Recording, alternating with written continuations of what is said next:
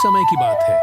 आनंदपुर नाम के एक छोटे से गांव में रघुवीर नाम का एक गरीब मगर मेहनती किसान अपनी पत्नी धनवंती, बूढ़ी माँ और एक नन्ही प्यारी बेटी गुड़िया के साथ रहता था।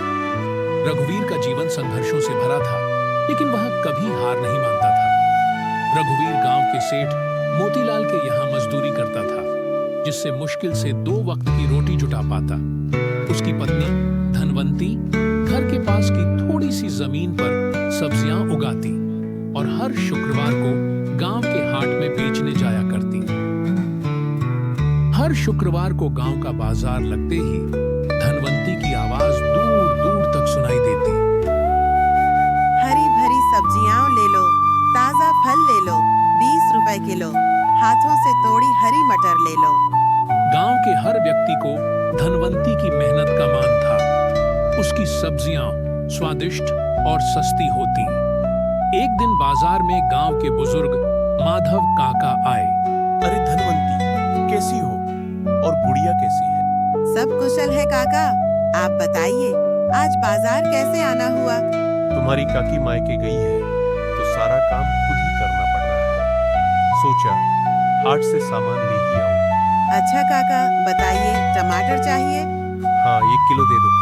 धनवंती मुस्कुराकर उन्हें ताजे टमाटर देती है और पैसे लेती है। उसके चेहरे पर मेहनत की चमक होती है। धनवंती के खेत में एक पुराना सूखा कुआं भी था, जो कई सालों से बेकार पड़ा था। उसमें एक बूंद भी पानी नहीं था। इस कारण से उसे अपनी खेती के लिए पड़ोस के गांव मधुवन के सेठ हरिराम के कुएं से पानी लेना पड़ता था। हरिराम पहले तो मदद करता था, लेकिन अब धीरे धीरे उसमें जलन बढ़ने लगी थी।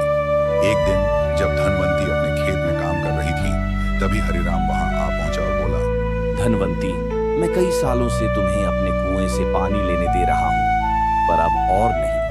कुएं में पानी कम हो गया है और गर्मियां भी नजदीक हैं। चाचा, गर्मियों में तो अभी 2-3 महीने बाकी हैं। तब तक की इजाजत दे दो, मेरा खेत सूख जाएगा। हरिराम ने बेरुखी से जवाब दिया, माफ करना बेटी, अब ये तुम्हारी समस्या है। धनवंती का दिल टूट गया। वह घर लौटकर रघुवीर को सारी बात बताती है। रघुवीर चिंतित हो उठता है। अब हमारी खेती कैसे चलेगी? सब्जियां ही तो हमारी एकमात्र आमदनी का जरिया है। लेकिन उसने खुद को संभालते हुए कहा, भगवान सब देख रहे हैं। फिर अगली सुबह दोनों पति पत्नी फावड़ा, कुदाल और रस्सी लेकर कुएं की खुदाई में जुट गए। कई दिन बीते, गर्मी बढ़ती गई। गांव वालों ने मजाक उड़ाना शुरू कर दिया। सूखे कुएं से पानी निकलेगा, वो भी इनके हाथों से। लेकिन रघुवीर और धनवंती ने हिम्मत नहीं छोड़ी। एक शाम जब दोनों बहुत थक चुके थे, तभी दरवाजे पर किसी के भिक्षा मांगने की आवाज आई। ओम नमः शिवाय, कुछ अन्न मिल जाए क्या? धनवंती बाहर निकली तो देखा एक बूढ़े साधु बाबा खड़े हैं। महाराज, हमारे घर में खुद खाने को नहीं है, सिर्फ थोड़ा चावल है जो रघुवीर के लिए रखा है। साधु बोले, बेटी चिंता मत करो, जो भी दोगे उसका फल अवश्य मिलेगा। रघुवीर ने यह सुनते ही कहा, भाग्यवान, मेरे हिस्से का चावल दे दो।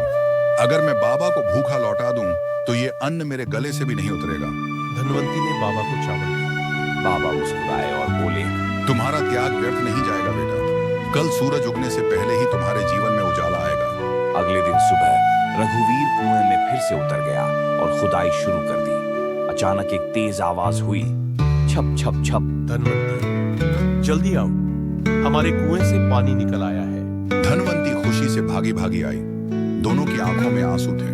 ये चमत्कार है भाग्यवान, बाबा ने सच कहा था। भगवान ने हमारी मेहनत और भक्ति का फल दिया। अब रघुवीर का खेत लहलहाने लगा। सब्जियां और फल फिर से बाजार पहुंचने लगे। गांव वालों की नजरें भी बदल गईं। वही लोग जो मजाक उड़ाते थे, अब सलाम करने लगे। रघुवीर ने कुएं के पास एक पत्थर की शिला पर लिखा, यह जल त्याग और श्रम का फल है। जो भी प्यासा हो इस कुएं से भर सकता है। गांव का नाम अब सिर्फ आनंदपुर नहीं, बल्कि आशापुर कहा जाने लगा। सीख, जो कठिनाइयों में भी दूसरों की मदद करता है, सच्चाई और परिश्रम के रास्ते पर चलता है, उसके लिए भगवान स्वयं रास्ता बना देते।